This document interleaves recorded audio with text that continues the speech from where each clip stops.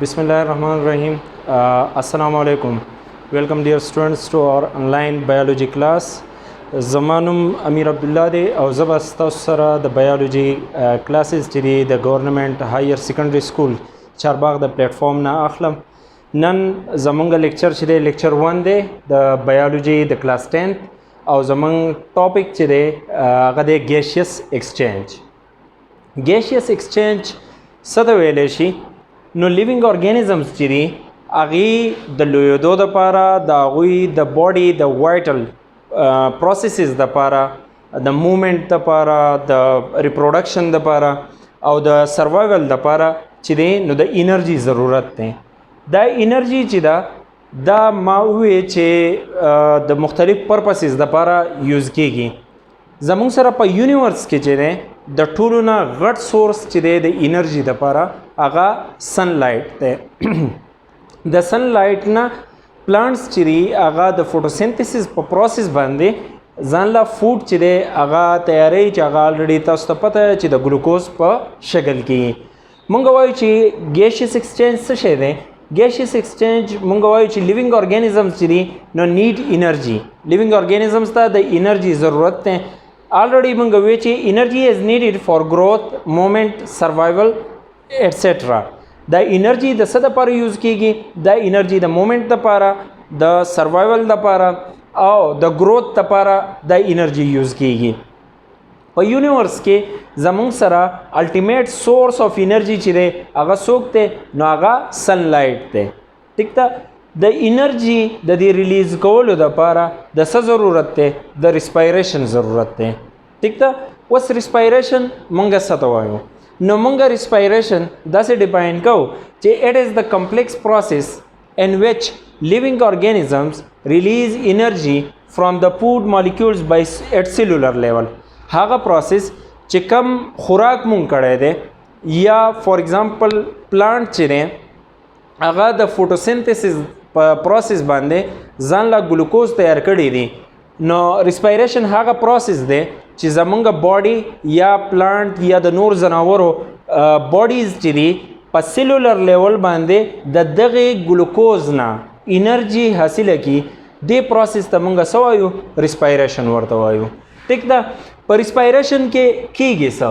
نو د ریسپایریشن په پروسیس په دوران کې during respiration glucose molecules are broken down into carbon dioxide and water in the presence of oxygen and energy is released. کله چې ریسپایریشن پروسس کیږي نو د ریسپایریشن د پروسس په دوران کې کم ګلوکوز مالیکولز چې دي کم چې زمونږ په باډي کې سټور شوي دي زمونږ په سیلز کې سټور شوي دي د هغه ګلوکوز نه څه چلو شي؟ هغې بریکینګ ډاون یو شي، هغه مات شي. ټیک ده؟ او د هغې نه کاربن ډای اکساید او واټر چې دي دا ریلیز شي او د هغې سره سره انرژي چې ده دا دې ریلیز شي. خو د دې پروسس دپاره د یو دغه چې دی د یو اکسیجن د اکسیجن ضرورت دی ورته. لیوینګ ارګانیزمز ټیک اکسیجن فرام د انوایرمنٹ اینڈ ګیو کاربن ډای اکساید بیک ټو د انوایرمنٹ. ځناور چې دي کله چې د ریسپایریشن پروسس په باډي کې کیږي نو اکسیجن چې دی مونږ ووې دلته چې د ریسپایریشن د پروسس دپاره د اکسیجن ضرورت دی. دا اکسیجن چې دی دی به بهر د انوایرمنٹ نه راځي. د ایر په شکل کې اکسیجن چې دی پریزنټ دی زمونږ نه چار چاپیره هوا موجوده ده. په دې هوا کې چې دی 21% اکسیجن دی. نو دا اکسیجن چې دی دا ضروری دی لیوینګ ارګانیزمز ته د څه د پروسس دپاره؟ د ریسپایریشن د پروسس دپاره. که فرض که لیوینګ ارګانیزم چې دی دی په اوبو کې دی نو دی په ډیزالوډ فارم کې دا اکسیجن چې دی دی د اوبو نه ځان ته حاصلوي. که فرض که یو اکسیجن چې دی دی په ځمکه باندې دی نو ایر چې زمونږ نه کم چار چاپیره دی په دغه کې دا اکسیجن پریزنټ دی او دا اکسیجن دی حاصلوي. دا اکسیجن چې کله لاړ شي د ریسپایریشن په پروسس کې هیلپ وکړي ریسپایریشن پروسس کمپلیټ شي او د هغې په ریزلټ کې کاربن ډای اکساید چې دی هغه پروډیوس شي.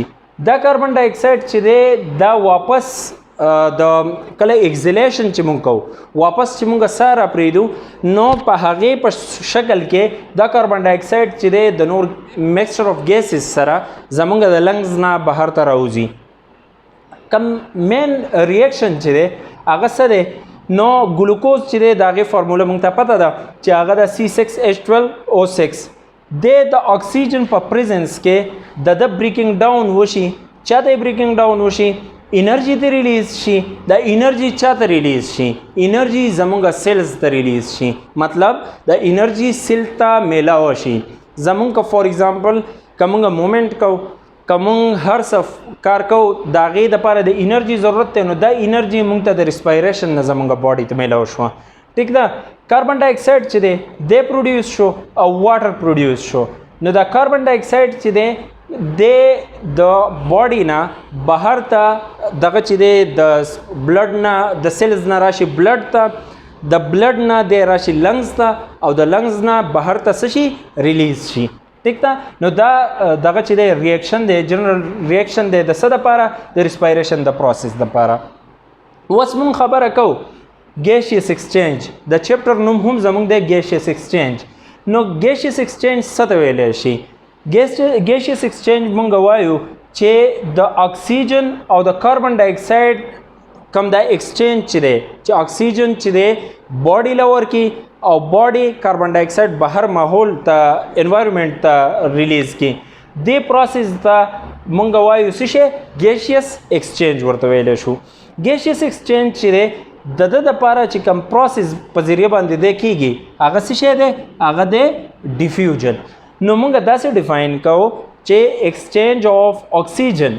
اینڈ کاربن ډای اکساید between organism and carbon dioxide by the process of diffusion is called gaseous exchange هغه پروسس چې په کمی کې د اکسیجن او د کاربن ډای اکساید ایکسچینج چې دی د ارګانیزم او دغه چې دی د انوایرمنټ په مینځ کې هغه وشي نو دغه پروسس ته څه ویلی شي دغه پروسس ته ګیشیس ایکسچینج ورته ویلی شي